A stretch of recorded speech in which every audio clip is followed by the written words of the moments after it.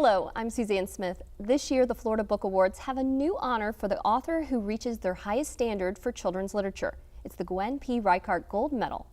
Author Maihack won this first ever prize for his graphic novel, Cleopatra in Space.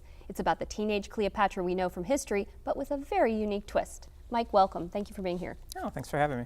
Okay, Cleopatra in Space is a title that sort of tells you a little bit about what's going on, but give us the basic premise of this story. Okay, well, like you said, it's a teenage Cleopatra. She's been mysteriously zapped into this other galaxy that's also in the future. It's governed by talking cats, and she's sort of expected to save what's called the Nile Galaxy from this intergalactic threat, and it's kind of where the story sets up. How did you get the idea for this novel? Well, the idea of the character Cleopatra in Space just kind of came sort of out of nowhere. I was part of a online drawing group, and at the time we were given like a new subject by the curator of the group every couple of weeks, and we would just draw our interpretation of that character. And it could be like anything like the Incredible Hulk or whatever. And one week was Cleopatra, so I was like, oh, okay. And I think it was like the day before I had to have it done, and it wasn't like a mandatory, you didn't have to draw something, but I was like, I'm going to draw Cleopatra in space, and I drew her with a space suit and the helmet, and I even had the title Cleopatra in Space with lots of A's, and then I had a floating cat there, Kensu, the space kitty, and it looked like sort of a comic book cover, mock comic cover. It wasn't, I guess that was sort of the idea, and everyone's like, this needs to be a comic. You need to do something with this. And I was like, I should do something with this. But at the time, I didn't really have any idea. So it started as sort of something online. You did do some of the comic elements of it. Yeah, eventually online. I did. I started off as just I started writing the story online, and just started making it up pretty much as I went along. In my head, I was thinking of it like a Buck Rogers sort of galaxy adventure. And she's in space. She's shooting ray guns, and she's on a mission to get out of a spaceship. I don't know exactly what yet. And then about 20 pages in or so, I started thinking, well, where is this going? And I started to really think about it.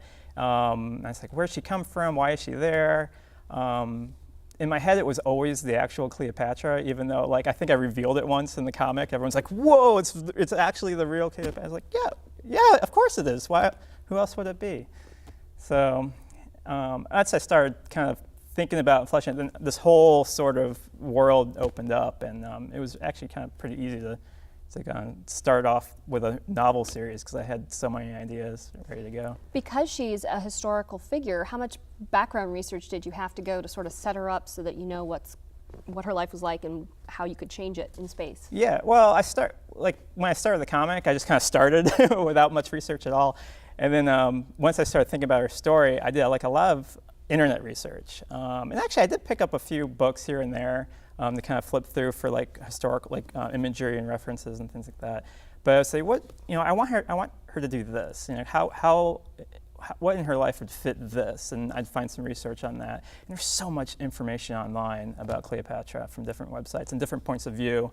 That was the only, there's did Cleopatra do this? Did Cleopatra do this? Nobody's 100% sure about anything, which made it pretty great because I could be pretty flexible with how I could interpret it, and plus, it's a sci-fi fictional story, so I could kind of put my own little spin on it too. But the most important thing was just try to keep the character of Cleopatra, what she might have been like, but kind of put that into the character that I'm writing. So. What do you want children to identify with this character? What part of her do you see them identifying with the most? I think she's the type of character that she's not afraid to really speak her mind and just do what she feels is necessary and what she feels is right. And I think at first, when the story starts off, it gets into a little trouble because she's almost too much of that, and she's not a very good student at first. She's more into other things. She's more into she does not like algebra, that's for sure. She does not like algebra. She doesn't like any sort of class that involves reading or learning. She's more into combat and things like that. And there will be a shift there eventually because, to be a queen, which we all know she's destined to be, she's got to have some sort of, some knowledge there to use. But I hope they walk away with like this strong female character that they can sort of, I wouldn't say identify with, because she's Cleopatra and stuff, but someone they can kind of look up to and say, like, this is somebody very cool, and I could be cool. Well, you definitely have a science fiction future planned for her. This is going to be the first of several books on this. Where do you kind of see her journey going, without spoilers? Without spoilers. Well, she's going to. Well, the first story arc is going to take place over 3 books. And the first one is this first book called Target Practice. Target Practice, where she's at the school and she's kind of learning that she has this destiny that she has to fulfill, and her arcs kind of sort of be this acceptance of this destiny and what it means to be a leader of people, and that weight on your shoulders, and also that maybe you can't accept that responsibility on your own, that you're going to need friends and other people to help you along that journey. And that's kind of her path. That's her character path that's we're going to see throughout the books. And it's going to be most evident within those first 3 books. And there's going to be things that are going to kind of backtrack that and then push it forward, and until it gets to the point where hopefully she saves the galaxy. But hopefully. Maybe she doesn't. I don't know.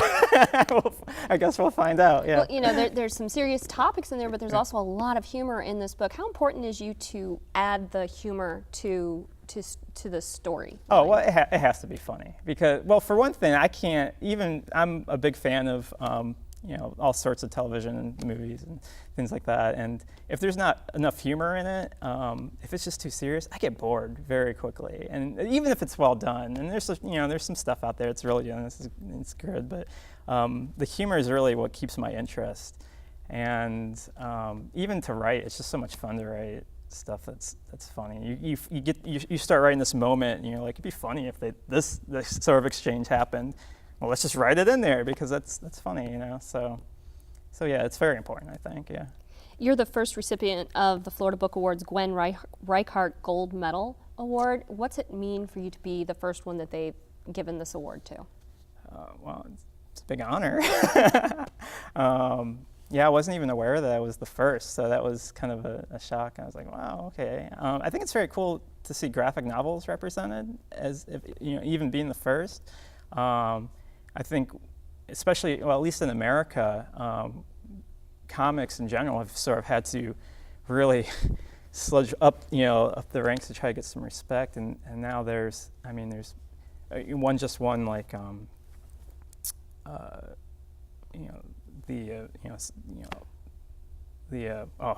blanked on the award, but like, they're starting to get a lot of respect and stuff. So.